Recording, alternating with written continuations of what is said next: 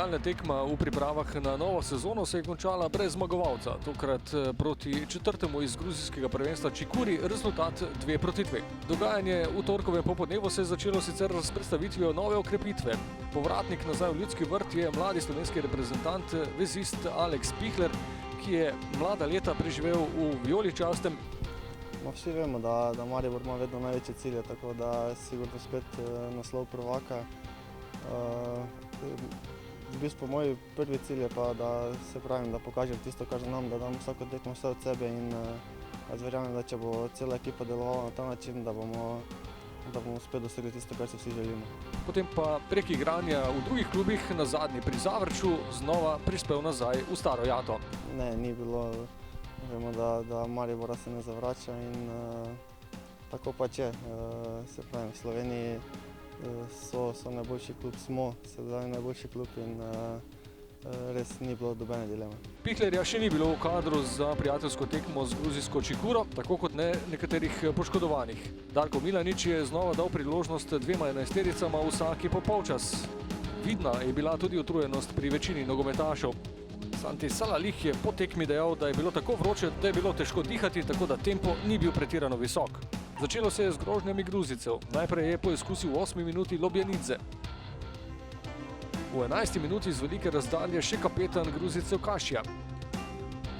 Prva nevarna akcija Maribora v 14. minuti, ko je Vršič podal iz desne strani, Novaković pa s prve. V 17. minuti pa vodstvo. Kapetan Tavares je ukradel žogo na polovici Gruzijcev, podal do Bajdeta, ta na drugo vratnico, kjer se je spretno znašel Vršič in idealno zaposlil kapetana za njegov prvi gol v pripravah na novo sezono.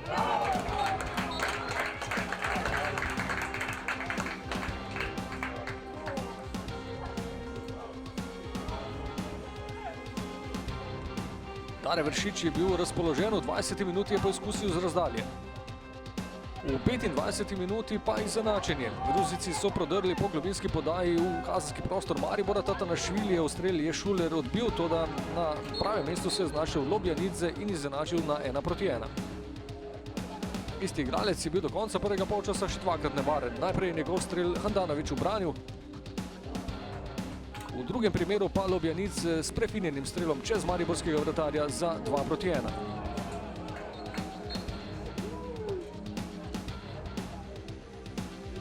Gruzijci ob začetku drugega polčasa nazaj skoraj da identično postavo in v 50. minuti je bil v nevarni akciji znova Lobjanidze. Mariborčani, ki so prišli s svežimi močmi iz slačilnic, pa so imeli prvo priložnost, ko je poizkusil Rahmanović.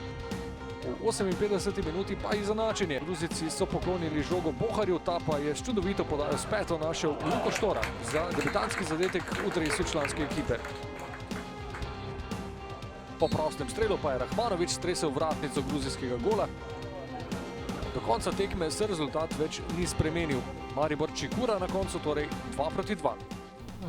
Today it was really hot, but it was difficult, but you know, sometimes we need to know how to play in this weather. You never know which play you will get, which game you will play and which weather. So it was a little bit difficult, but it was okay. Naslednja, tretja testna tekma varovance Darka Milaniča čaka v soboto, ko bo nasprotnik poljski prvoligaš Jagiellonije.